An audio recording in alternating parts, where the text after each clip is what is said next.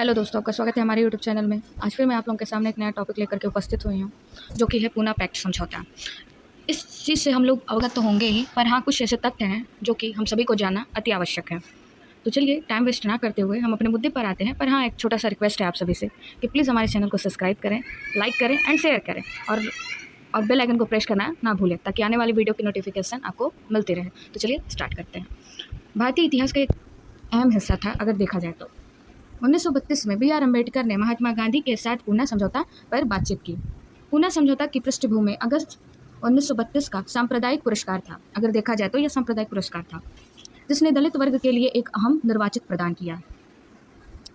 इस समझौते दो अलग अलग विचारधाराओं, अम्बेडकर जी जो थे वह राजनीतिक दृष्टिकोण के थे और गांधी जी जो थे वह सामाजिक दृष्टिकोण के थे, और इन दोनों लोगों के ने मिल करके निकाले गए समाधान को दर्शाता है, जो भारतीय समाज के सबसे कमजोर वर्ग में से एक के उत्थान के लिए एक समझौता लक्ष्य को प्राप्त करने का प्रयास करता है।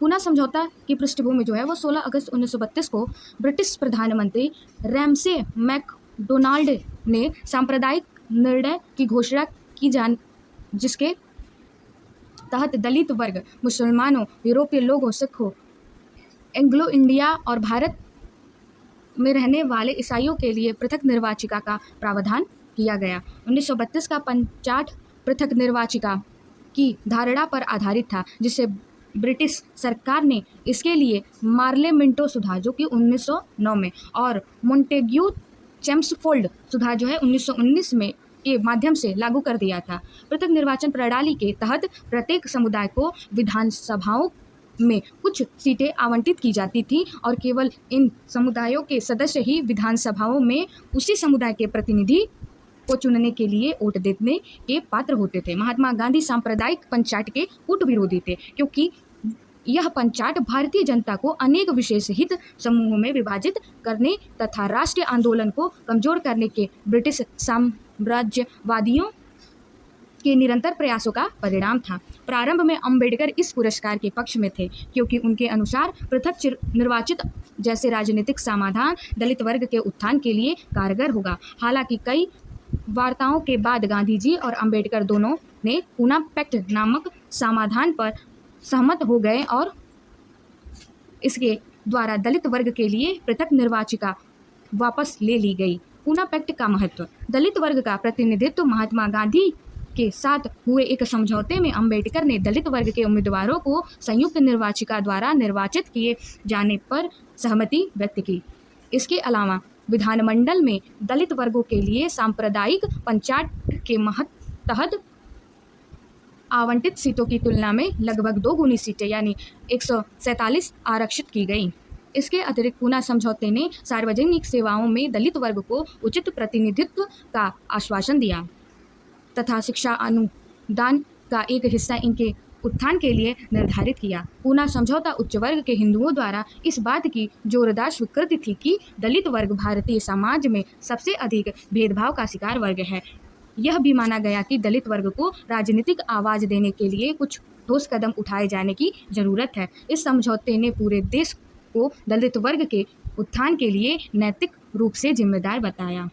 चूँकि पूना पैक्ट में जिन रियायतों पर सहमति हुई थी वे विश्व के सबसे बड़े सकारात्मक कार्यक्रम विधानसभा, सार्वजनिक सेवाओं और शैक्षणिक सेवाओं में आरक्षण के अग्रदूत थे, जो स्वतंत्र भारत में बहुत बाद में यह शुरू किया गया था। सबसे बड़ी बात यह है कि इस समझौते ने भारतीय इतिहास में पहली बार दलित वर्गों को एक दुर्जेय राजनीतिक शक्ति बना दिया। टिप्पणी के रूप में छोटे में समझना चाहेंगे कि महात्मा गांधी जी जो की ओर से मदन मोहन मालवीय ने इस पर हस्ताक्षर किए थे।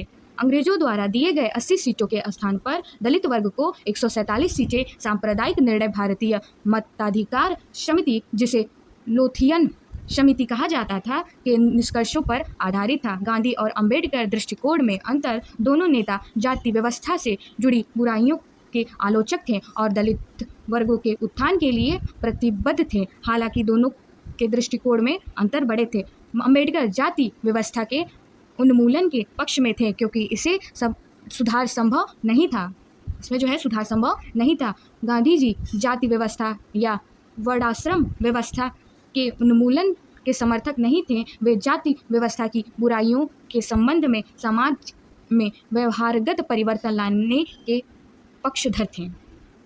अंबेडकर के अनुसार जाति का सवाल एक राजनीतिक मुद्दा है और वे दलित वर्ग के उत्थान के लिए राजनीतिक समाधान चाहते थे। अंबेडकर ने जोर देकर कहा कि अगर तथाकथित दलित वर्ग इसमें समान भागीदारी नहीं है तो राजनीतिक लोकतंत्र निरर्थक है। गांधी के अनुसार जाति का मुद्दा एक सामाजिक मुद्दा है। वे लोगों के दिल और दिमाग में बदलाव लाकर इसे सुधारना चाहते थे। अंबेडकर अधिकार आधारित दृष्टिकोण को प्राथमिकता देते थे, जबकि गांधी जी का दृष्टिकोण आस्था और आध्यात्मिकता पर आधारित था।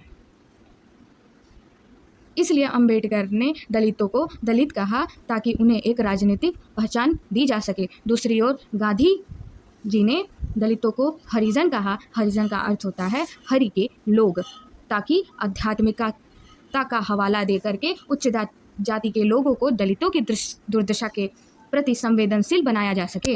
निष्कर्ष, पूना पैक्ट ने भारतीय राजनीतिक इतिहास और देश भर के लाखों दलितों की नियति को बदल दिया। और हालांकि जाति व्यवस्था से जुड़ा सामाजिक कलंक अभी भी भारतीय समाज में बना हुआ है, इसलिए सही मायने में समतावादी समाज की स्थापना के लिए गांधीवादी दर्शन और अंबेडकर की सामाजिक लोकतंत्र की अवधारणा पहले से कहीं अधिक प्रासंगिक है। धन्यवाद। अगर आप लोगों को यह वीडियो पसंद आए तो प्लीज़ हमारे चैनल को लाइक करें, शेयर करें और सब्सक्राइब करें। और हाँ, अगर कोई त्रुटि हो तो उसे क्षमा करने का कष्ट करें और प्लीज़ हमें बताएं कि कहाँ त्रुटि हुई है। धन्यवाद।